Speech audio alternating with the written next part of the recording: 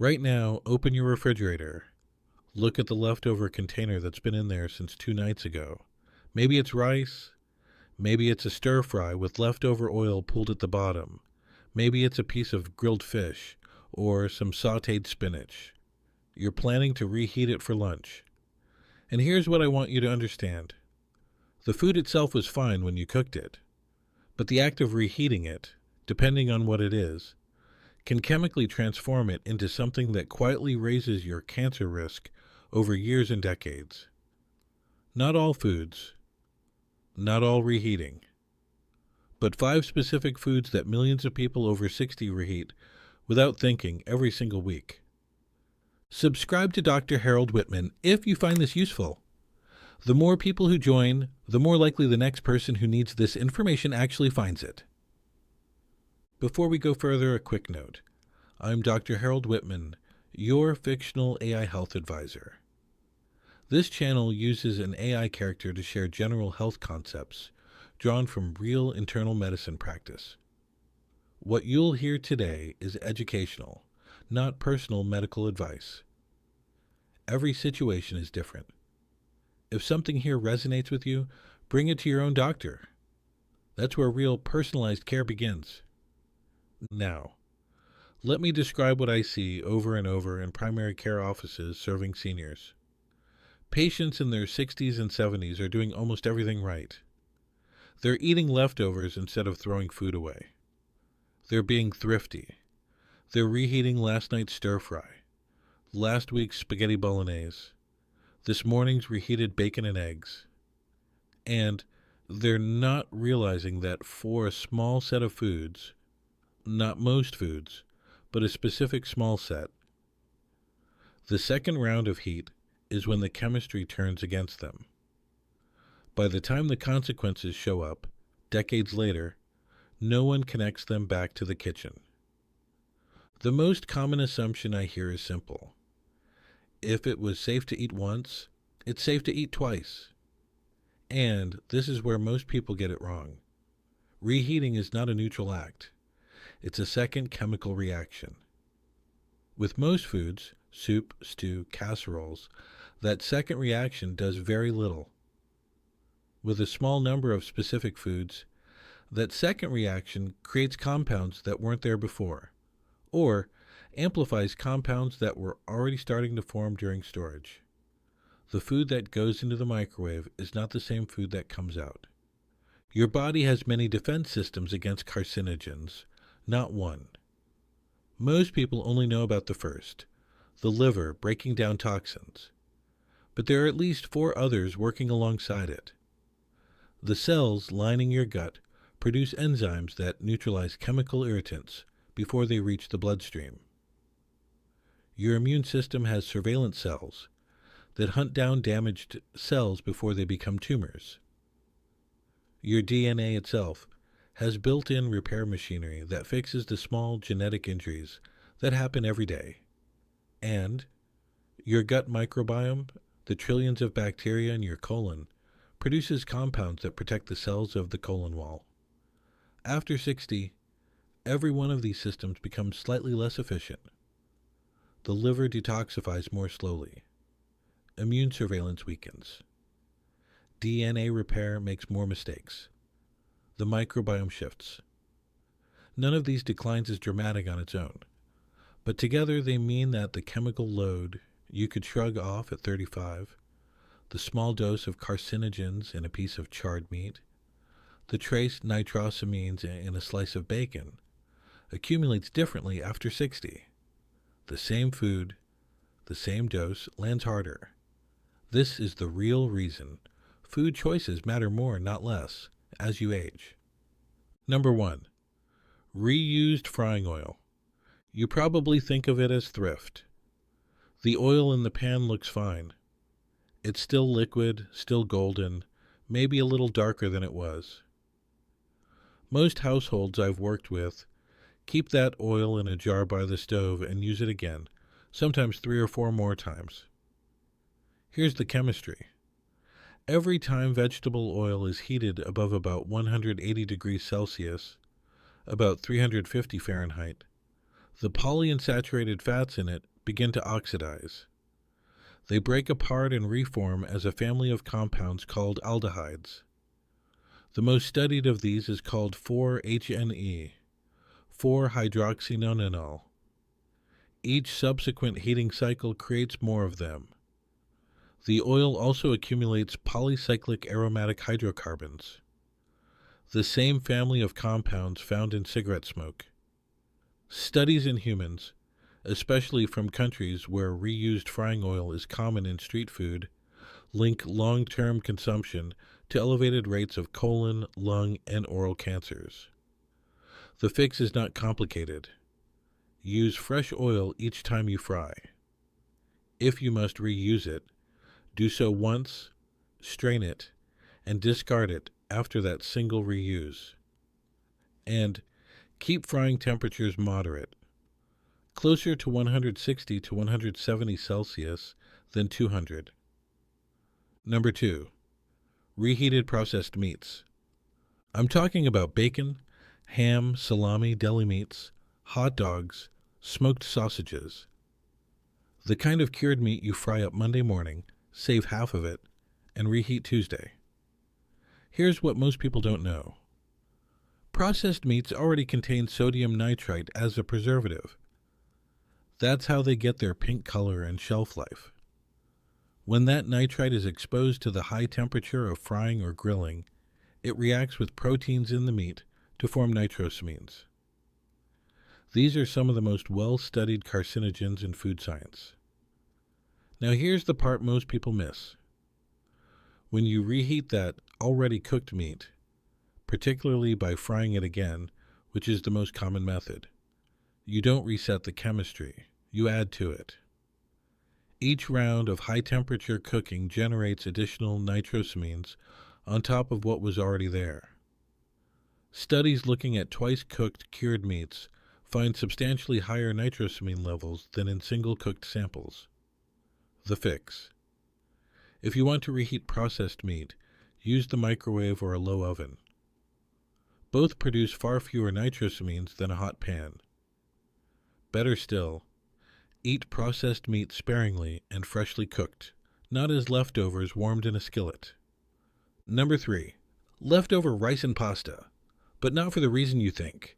Most people who've heard about the danger of leftover rice think it's about old rice tasting strange, or about a stomach bug. The actual problem is a bacterium called Bacillus cereus. When cooked rice or pasta is left at room temperature for more than about an hour, spores of this bacterium germinate and produce a toxin. Here's the part that matters. The toxin is heat stable. Reheating the rice doesn't destroy it. You can microwave that rice until it steams and the toxin survives. The result is what's now called reheated rice syndrome, vomiting, severe diarrhea, dehydration. In a healthy 30-year-old, this is unpleasant. In a 75-year-old, dehydration from a single bout of severe gastroenteritis can put them in the hospital and trigger a cascade: kidney injury, falls, hospital-acquired infection. There's also a longer-term concern.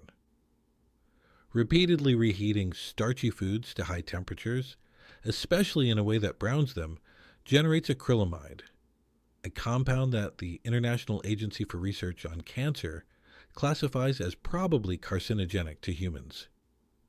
The fix is straightforward. Cool rice and pasta within 1 hour of cooking. Refrigerate immediately. Use within 24 hours. Reheat once until piping hot, then eat. Don't reheat the same starchy meal twice. Number 4. Reheated leafy greens. Spinach, chard, beet greens. This one I want you to listen to carefully, because the evidence here is real but easily overstated. Spinach, chard, beet greens, lettuce, and beets themselves are high in naturally occurring nitrates. These nitrates are mostly beneficial. They help with blood pressure, vascular health, and athletic performance. But here's what happens when cooked spinach sits in the fridge for 2 or 3 days, then gets reheated. Bacteria in the food begin converting the nitrates into nitrites.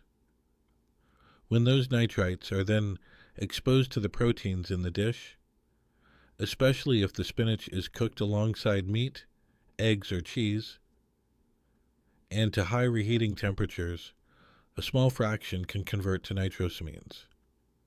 The evidence on whether this poses a meaningful cancer risk in adults is genuinely mixed.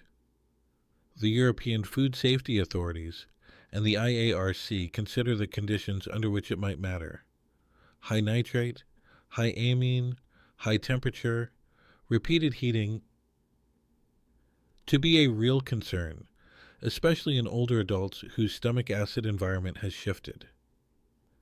The fix: eat cooked leafy greens fresh the day you cook them.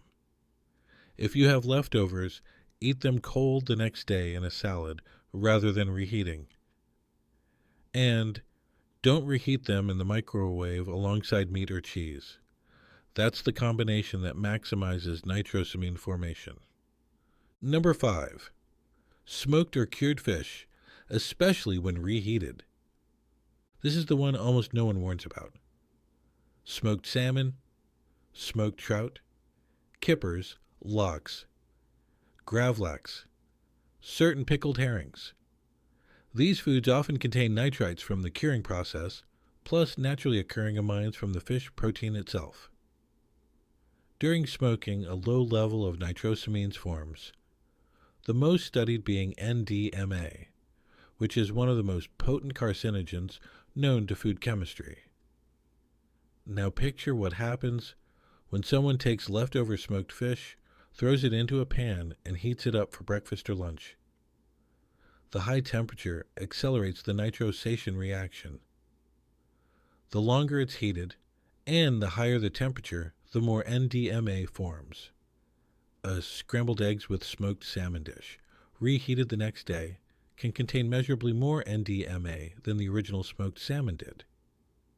The fix: eat smoked fish cold, the way it's traditionally served. On bread, with cream cheese, with capers, never in a frying pan. If you must heat smoked fish, do it gently and briefly, and don't reheat it a second time. Let me tell you about Margaret. 69 years old, retired librarian, from a household that lived through rationing and was raised never to throw food away. She came in for a routine annual check, and we talked about her diet. It was, on paper, healthy. Lots of vegetables, fish twice a week. Leftovers from dinner became lunch the next day every day. She fried her bacon for breakfast Monday morning, saved half, refried it Tuesday. Her stir fries were cooked in oil from a jar she'd been using for 2 months. Her spinach went in the microwave with leftover chicken. We ran her standard labs. Her inflammatory markers, C-reactive protein in particular, were elevated. Not dangerously, but persistently. We made one set of changes. Fresh oil each cooking session. Smoked fish eaten cold, not reheated. Leafy greens eaten the day they were cooked. Rice cooled within an hour and reheated only once. Processed meats moved out of the leftover rotation. By week 4, her CRP had dropped by a third. By week 8, it was in the normal range. We can't say from one patient that the changes prevented anything specific. But we can say her body's inflammatory load, a known driver of cancer risk, measurably came down, and the changes cost her nothing. Here's the framework I share with my patients. I call it the 5-minute reheating rule. It takes about 5 minutes to apply once a week when you're planning leftovers. Step 1. Sort your leftovers into 2 piles. Foods that reheat safely. Soups, stews, casseroles, beans, lentils, plain cooked vegetables. And foods that don't. The 5 we covered today. Step 2. For the high-risk foods, decide before you cook them. Am I going to eat all of this tonight, or am I going to have to reheat half of it? If you'll have to reheat, cook only what you'll eat fresh. Step 3. Cool fast. Anything starchy, rice, pasta, potatoes, must be in the fridge within 1 hour of cooking, not 3, not after the dishes. Within 1. Step 4. Reheat once, never twice. The same portion of food should never see the inside of a microwave or a hot pan more than once after the original cooking. Step 5. Match the reheating method to the food. Processed meats. Microwave or low oven, never a hot frying pan. Smoked fish. Cold, ideally. Leafy greens. Cold, in a salad, not reheated. Reused frying oil. Discard after 1 reuse, never beyond that. These 5 steps don't require buying anything new. They don't require giving up foods you love. They just require thinking about reheating as its own cooking step, because that's what it is. Many of my patients tell me the same thing after they've applied this for a few weeks. Their digestion settles. They have less of the vague, low-grade fatigue that comes with chronic, low-level inflammation. We can't know what cancers any individual prevents, but we can know with confidence that the dietary load of nitrosamines, aldehydes, and acrylamide is one of the few cancer risk factors a person can reduce by changing nothing about what they eat, only about how they handle it after the first cooking. Before we close, I want you to know why I make these videos. I want you, the people watching this channel, to live longer, stronger, more independent lives. To wake up with energy, to stay sharp, to stay strong, to stay vital. To enjoy the years ahead with the people you love and the body you've earned. That is what Healthy and Vital exists for. Take good care of yourself this week. I'll see you in the next video. One question for the comments. Which of these 5 foods were you reheating without realizing the risk? And this is the one I'm most curious about. What's something your parents or grandparents always reheated that you've kept doing out of habit? I read every comment, and the kitchen traditions you've inherited shape which topics I cover next. Share this with someone who keeps a jar of oil by the stove.